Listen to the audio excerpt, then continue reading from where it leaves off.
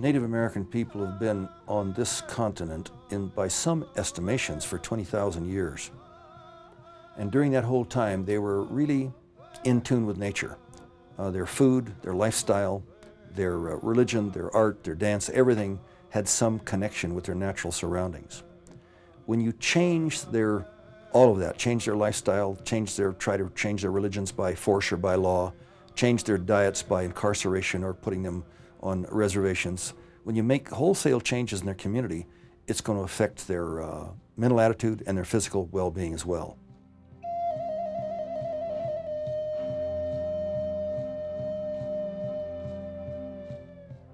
As we Native people lost the lands that were so important to who we are, as we were forced onto reservation communities, as our languages were taken away from us, as our families were split and sent to different cities, all of these factors converged and assaulted our very sense of self as well as health. And we see the legacy of these kinds of traumas today among our children, among our families, in which we wrestle with the crushing nature of poverty in our communities, with a lack of opportunities.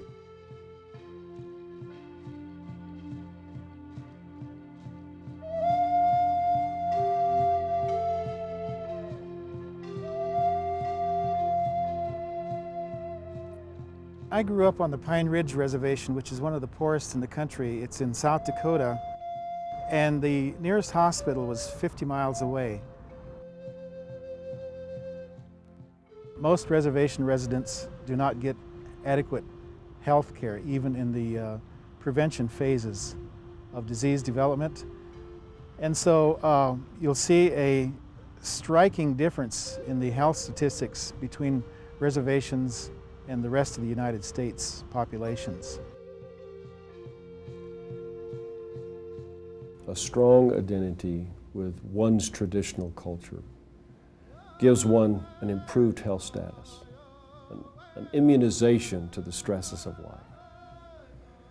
And acculturation pressures, the constant pressure to change, to adopt to a majority culture or someone else's culture, increases significantly the anxiety and stress that any individual would go through. And it certainly applies to Native American communities.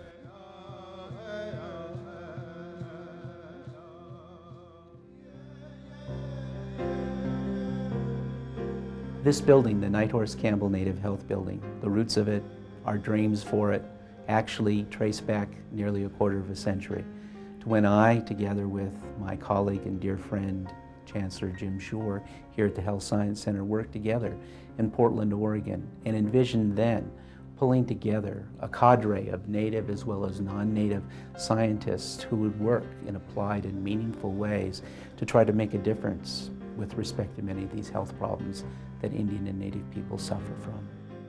We felt that it was critical for universities to demonstrate an outreach capacity and commitment to diversity, to underrepresented communities, and specifically to American Indian communities because of our dedication and affection and relationship with those communities over the last 30 to 40 years.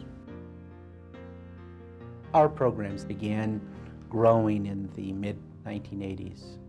And as we grew, it became apparent that we needed to capitalize on all the available resources that a wonderful institution like this could offer us. It was in the mid-90s, some 10 years later, that the Health Science Center itself faced a major issue of growth, which could no longer be accommodated on its current campus at 8th and Colorado. And so the opportunity to relocate, albeit over a fairly lengthy period of time, in Aurora, Colorado arose here at the Fitzsimmons campus. It was in that context that Senator Campbell stepped forward. When I found that the University of Colorado Health Sciences Center was interested in trying to do something that would help improve the well-being of American Indian people, I was very happy to help them. I believe that was in 1996 when they first approached me about trying to get some appropriated money to build a special building that would just focus on the health of Indian people. This building began in the hands of MOA Architectural Partnership and a group of us here in our program and representing the institution has a very rough idea that we wanted this facility to embody in tangible and concrete ways some of the key symbols that represent the nature of our work as well as life and the worldview of Native people. Most Native people believe that everything in the natural world has a spirit. And the elements of the natural world that were brought into this design, into the building materials, into the landscaping, into the water features, are aspects of the natural world that do have spirit to them. Taking the traditional images from the past into a piece of modern architecture is what, as an architect, it's all about. We knew the building wanted to be part of a circle, and it is really a segment of a circle that is formed around the Building 500. And then we created a series of circles which began with the outer council ring, which is the freestanding structure in front. And then the second circle is the rotunda space within the building. And then the third circle is the large training room, which is, we call it the Kiba form, which replicates some of the ancient culture of the native tribes. In addition to the American Indian and Alaska Native programs, this building also houses the University of Colorado Health Sciences Center Telehealth and Teleeducation program. In fact, a close partner of ours in terms of bridging these gaps in culture and geography.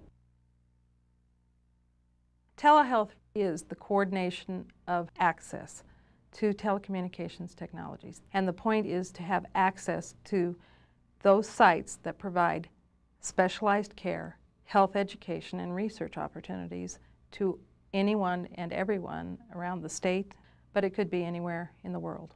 We use televisions and telephone lines to connect between 2 points. Those telephone lines allow us to provide education and health care. We actually do examinations of patients. We use special cameras, we use special microphones and peripheral equipment, things like the doctor uses, that are tied electronically to the television and to the telephone lines so that we can examine patients that live in rural communities.